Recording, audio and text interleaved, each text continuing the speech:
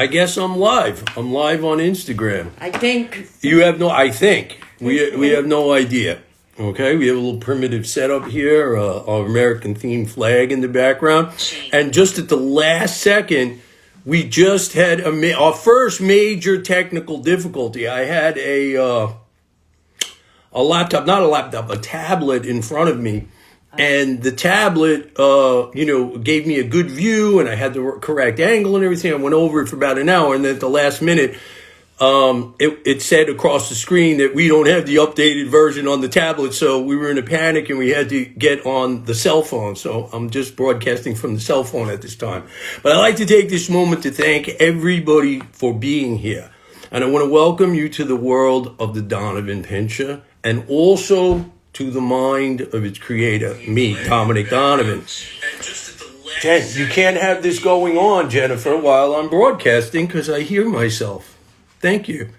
I like to also take this opportunity to point out the coincidence of the timing of today's broadcast with the Memorial Day weekend. When we picked this date out, I wasn't thinking about Memorial Day. But I have to thank all the vets who died with the heroic intentions of protecting the freedoms and people that they would never meet. I think it's hard to imagine a more selfless act. And these freedoms that these people died for have, in a way, led to the evolution of this American Superdog project that I've actually championed. I like to think about freedom for a moment, because the freedom to pursue these kind of creative projects like the development of an American working dog are being threatened. Our freedoms are becoming scarce in the world, and even in the United States, where these veterans have died, to fight for these freedoms, like I pointed out, are people that they don't even know and they would never get to meet, and future generations.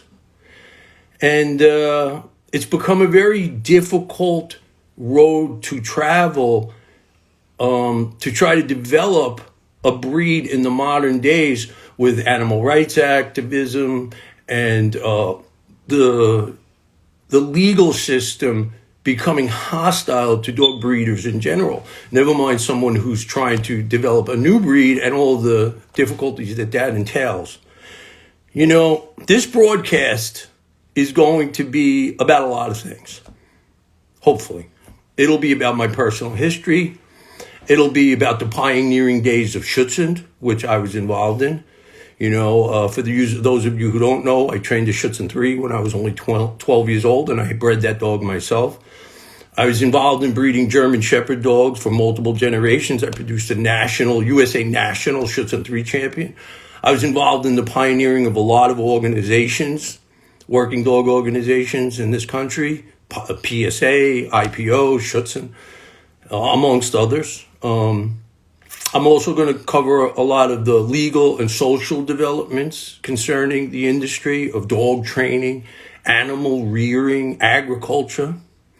I have certain ideas about what it means to be a scientist and a researcher, which I consider myself, although I am a lay scientist, and the advantages and disadvantages of being a lay scientist and not formally educated, because I believe there are both advantages and disadvantages to that position.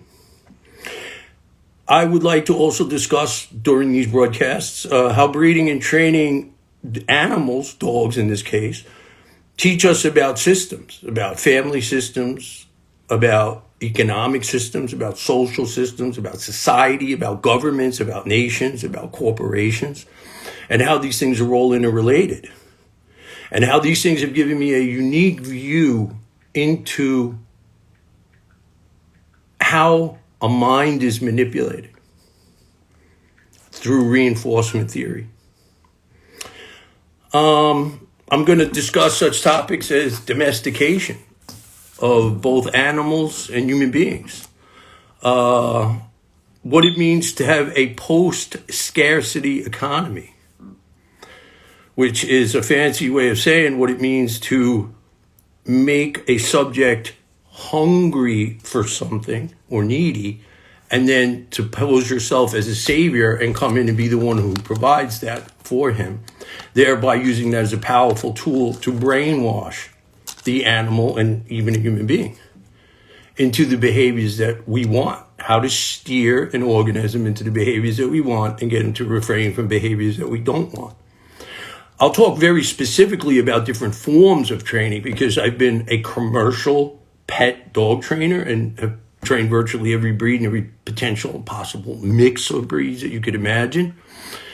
I've trained dogs to specialize for service, for handicapped people. I've trained very mild dogs, highly aggressive dogs. I have a reputation for dealing with and bringing under control the most savage and aggressive of dogs. I will discuss in detail the different systems, methods, and ideologies and philosophies of these different systems. We could discuss different sports like French ring sport and Schutzhund, and what the difference is between the old models and the new models. And the same thing for breeding dogs. What I think working dog breeding and what the dogs were like in the early 70s and mid 70s and 80s and 90s, and how I've seen them progress to where they are today. And we can offer comparisons and thoughts about these things. I'm going to discuss, really controversial stuff like, selective breeding, culling, concepts that are generally a part of eugenics. I mean, literally. How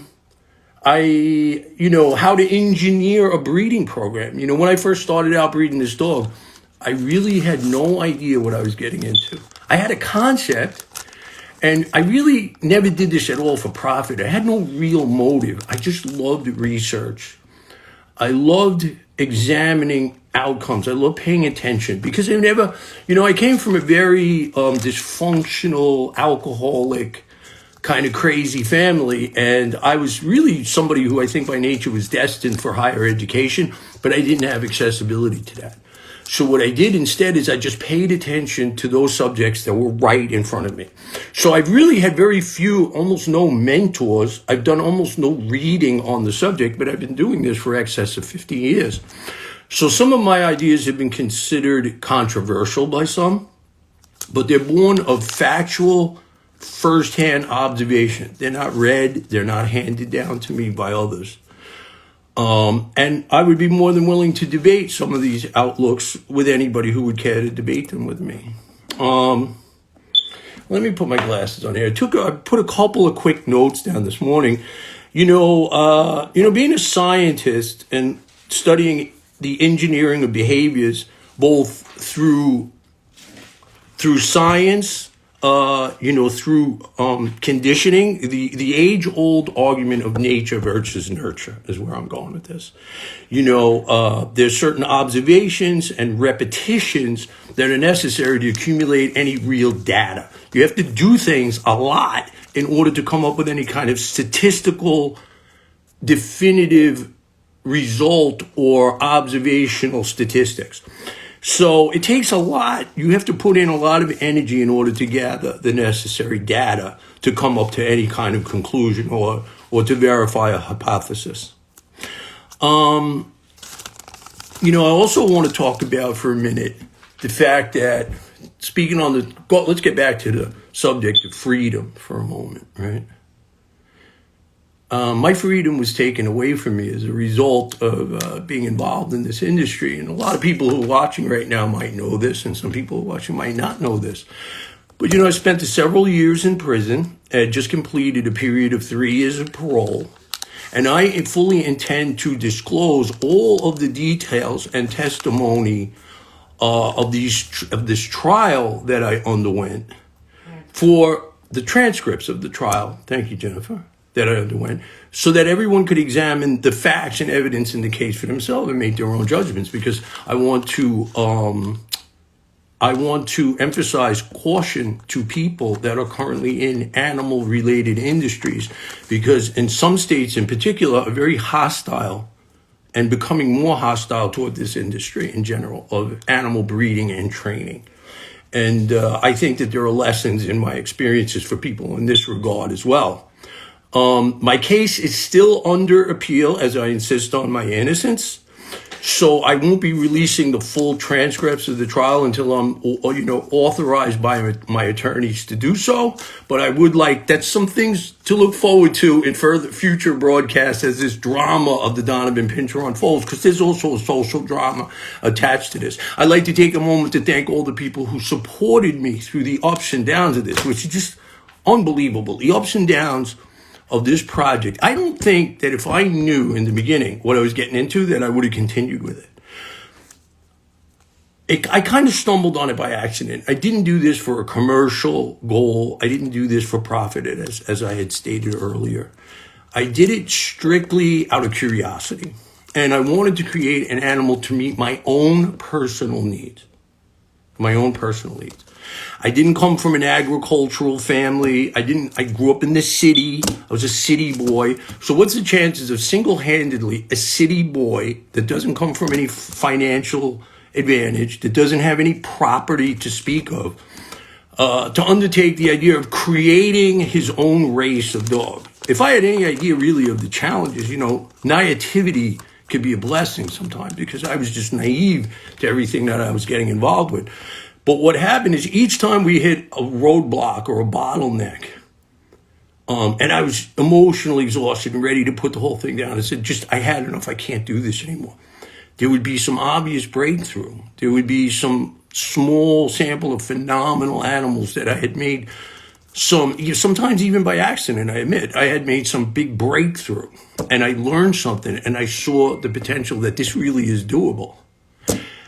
That is what kept encouraging me to go on. And also I look back and I kept looking, well, look how much I have already committed to this. Look how much I've invested in this, in time, in energy, in labor. And I was still curious, could I do this? Could I actually develop a breed? And it was extremely difficult to do because I was trying to do it single-handedly. I didn't have an entire country or even a few handful of a group of breeders working with me. It was basically all done, in my garage, in my basement, in my backyard, in my bedroom, litters being whelped wherever I could put them, and me scattered around trying to find homes for the dogs, and the vast majority of the greatest dogs I ever produced being lost to the program forever. This is kind of like the Donovan curse, is that a very large portion of the best animals that I ever produced never made it back into the gene pool. So we're really up against some almost unsurmountable odds. I'm saying that you're live right now. Am I live right now? I don't know. You are. Well, sorry. Okay, so I'm live right now. Forgive me for my amateurish approach to this, because I've never been on live media. Some people have probably been familiar with my show that got discontinued about 6 years ago, Canine Control TV, and I'd like to shout out to Jorge Santa Maria for doing that for me. I'd also like to point out, I'd like to say thank you to Becky Ferenbeck for creating the Donovan Pinscher breed registry format that we have now. We have now an actual database. We have a breed standard. The American Dog Breeders Association also recognizes the Donovan Pinscher. Has been significant progress being made in these matters, in spite of all the difficulties and setbacks that we've suffered. The people that have supported me through this